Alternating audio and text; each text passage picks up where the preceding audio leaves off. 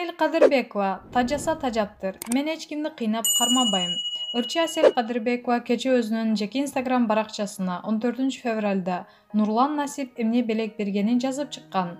Анан анын катталуучуларынын бири Нурлан сенден тажаганго деп жазган. Ал болсо тажаса тажаптыр. Мен эч кимди кыйнап кармабаймын деп жооп берген.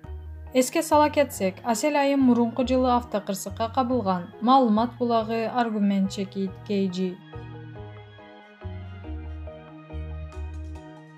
Зира Айтбекова, эмне талпайып кеткенсиң, боюңда барбы дейт. Баарын ачык айкын айткан актриса блогер Назира Айтбекова дагы элдин бүйүрүн кызыткан суроолуу пост жазды. Кимдир бирөөгө бул пост кызыктуудай угулганы менен коомдун издегени, уккусу келгени жана жоопто күткөн ушул суроого жооп эмеспи? Эмне талпайып кеткенсиң, боюңда барбы? Кыргыздар эле ушинтип сурайт да, деп жазган. Ал эми бул суроого ар түрдүү жооп издеп, азыртадан түкшүмөлдөп жаткандар да жок эмес экен. Маалымат булагы Аргумент чекит KG. Өзгөндө мектеп окуучусу 3 жашар баланы талаага ээрчитип барып мыкачылык менен өлтүргөн. 17 январда Өзгөн району Кара Дарыя айылында жол кырсыгынан каза болду деген 3 жашар бала кешип колду болгон. Бул тууралуу маалыматты бүгүн 17 февралда Турмуш басылмасына Өздүк булактар билдирди. Алдын ала маалыматка караганда 3 жашар баланы айылдаш өспүрүм сөгүп койгону үчүн мыкачылык менен өлтүргөн. Бул маалыматты Ош ООБдин басма сөз кызматы тастыктап 17 январ күнү саат 2:30 чамасында Өзгөн РИИБге дарыгерлер 3 жаштагы баланын өлүмү боюнча кабар бергенин билдирди. Анда Кара Дарыя айылынын 3 жаштагы тургуну ШФ денесинен жаракат алып, Өзгөн райондук аймактык ооруканасына жеткирилип, бирок алган жаракатынан улам каза болгону айтылган. Бул окуяда кылмыштын курамы байкалдыгына байланыштуу ошондой эле күбөлөр каза болгон жаш баланы белгисиз унаанын айдоочусу сүзүп кетип, талаага таштап кеткен деген маалыматтарды беришкендиктен аталган факт Кылмыш жаза кодексинин 297 автотранспорттук каражаттарынын кыймылынын жана аларды эксплуатационун коомсуздук эрежелерин бузуу менен катталган. Бирок тергөөнүн жүрүшүндө маркум Наристе Кара Дарыя айылынын 15 жаштагы тургуну МА тарабынан өлтүргөнү аныкталды. Ал 3 жаштагы ШФны айылда түштүк тарабында талаага анын өмүрүн кыюу максатында ээрчитип барып, эч ким көрбөгөн дарактардын арасында алып кирип, муштуму менен бетине урганда бала эс үчүн жоготуп жатып калган. Андан кийин жерден таш алып, башка чаап, өсүп турган камыштын арасын ыргытып, окуя болгон жерден изин жашырып качып кеткен. Мындан сырткары шектүүнүн жактоочусунун, мыйзамдуу өкүлүнүн катышуусунда берген көрсөтмөлөрү боюнча тергөө амалы жүргүзүлүп, ал жасаган кылмышын окуя болгон жерде толук көрсөтүп берген. Кылмыштын себебин 3 жашар маркум аны уят сөз менен сөккөндүктөн кыжыры келип, ошондой жолго баргандыгы менен түшүндүргөн. Шектүү өспүрүм Өзгөн шаарындагы мектептердин биринде 9 класстын окуучусу, ата-энеси бар, 3 бир туугандын улуусу, жашоо шарты орточо. 15 февралда сотко чейинки өндүрүш иши Жазык кодексинин 130 беренесине менен квалификацияланып кармалган өспүрүм Өзгөн РИИБдин убактылуу кармоочу жайына киргизилди. Учурда тергөө иштери улантылууда. Маалымат булагы Аргумент чекит KG. Идрис Айтбаев, төкмө акын, комузду тоону теледен гана көрүп чоңойдум. Сөздөрү жүрөгүнүн тереңинен чыккан адамдар бар. Кыргыздын балуулуктарын сактап, тилибиздин бай экенин далилдеп жүргөн төкмө акындарыбыз аман болушсун. Маегибиз төкмө акын Идрис Айтбаев менен болду. Саламатсызбы, Идрис мырза? Окурмандарыбызга өзүңүз тууралуу маалымат берип кетсеңиз. Саламатчылык. Мен 1985 жылы 12 январда Өзбекстандын Андижан облусуна караштуу Коргон Төбө районундагы Намына деген кыргыз айылында төрөлгөм. Үй бүлөдө 4 бир тууганбыз. 2 уул 2 кызбыз. Атам жөнөкөй колхозчу, апам мектепте полжу иштеди.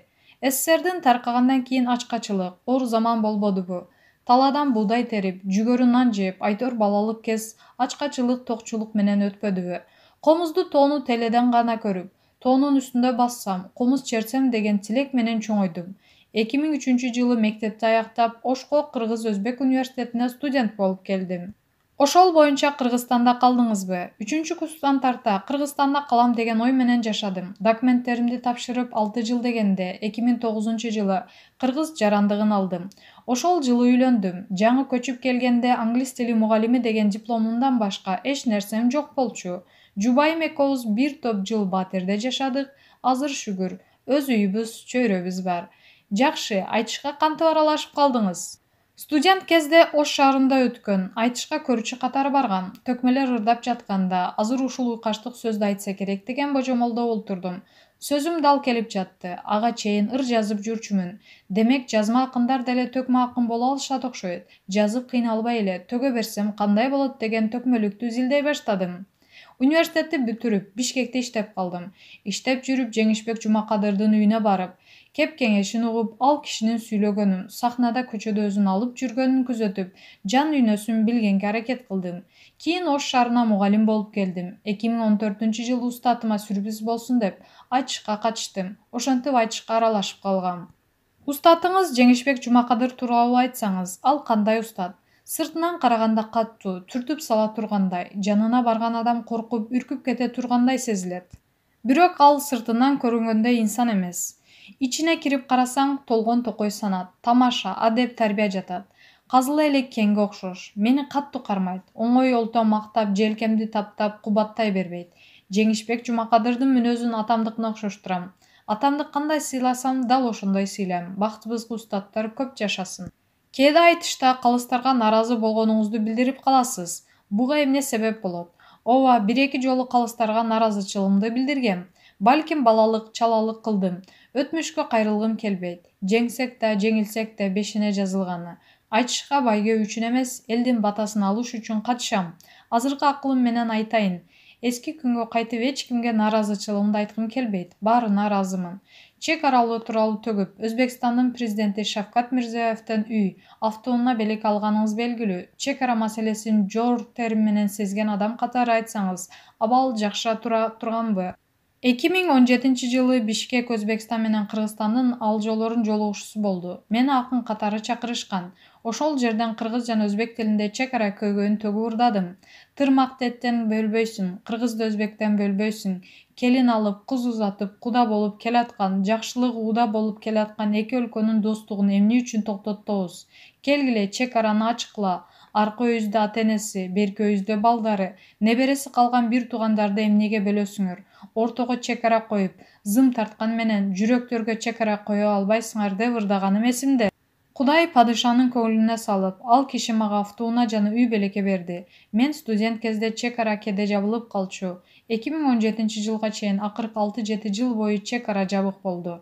Атам инсульт болуп, ооруканада комада жатып калды. Чек ара жабык болуп бара алган жокмун. Бир тууган иним үйлөндү, бара албадым. Азап тартып жүргөн жаным президенттердин алдында. Баш кесмей бар, тил кесмей жок деп ырдадым. Кудайга шүгүр, сөзүм президенттердин жан дүйнөсүнө түз мааниде жетти. Белекке берген үйдө кадам аттап кирген сайын, ошол унааны минген сайын эки өлкөнүн достугуна, ажоосуна дуба кылам. Айтыштын сиздин жашооңуздогу орду кандай? Орду бийик. Айтыштын деңгээли кыялымдагы бийик деңгээлге чыкса дейм. Бир жууп 10 мүнөт эмес, жарым саатта айтышса, бир акын 5 мүнөттө даярдап жаттап алган сөздөрдү айтат да, убакыт бүттү деп келип калат.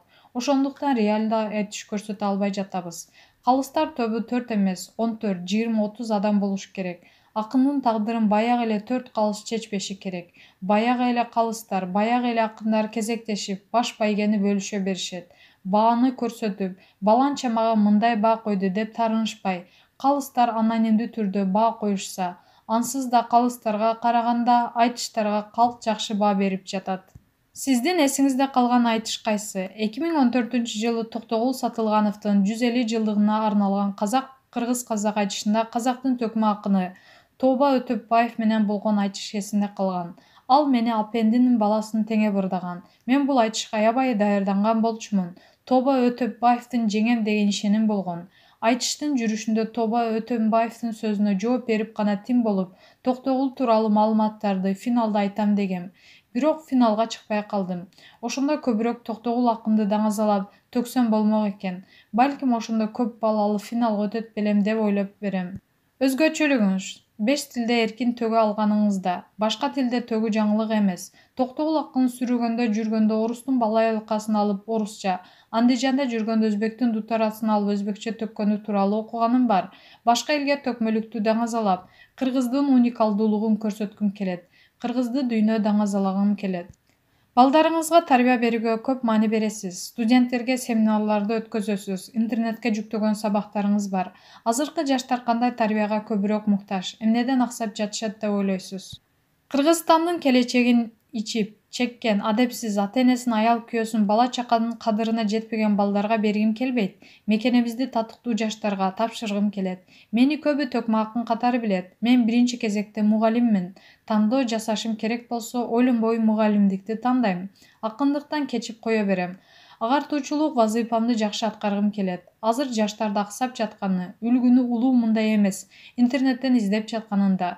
Буга улуумун дагы себепкер. Ата-эне балдарга өрнөк, идеал болбой жатабыз. Өрнөк болууга, балдарга татыктуу тарбия бергиле деп айткым келет. Балдарыңардын телефондо эмне кылып жатканын көзөмөлдөгүлө. Менин үй бүлөм, бала чакам болсо дагы азыр да атам менен апам сүйлөгөн сөздү, тарткан видеолорду көзөмөлдөп турушат. Сиздин 3 кызыңыз бар. Аларга кандай атасыз? Атамдай ата боло албасам керек. Кыздарым кээде силердин атаңарга караганда менин атам жакшы деп айтам. Мээримдүү атамын. Бир күндө жок дегенде бир жолу кучактап турам. Бир аптада бир жолу сөзсүз белек алып берем. Бир аптада бир күнүмдү үй бүлөмө арнайм. Жубайым менен кыздарымды кафе-ресторанга, сейил бакка, тоого алып барып келем. Сонун, сүйлөшүүчү дагы көп сөзсүздөр калды окшойт. Жолугушканча саламатта болуңуз. Маалымат булагы, Суперчекит, KG.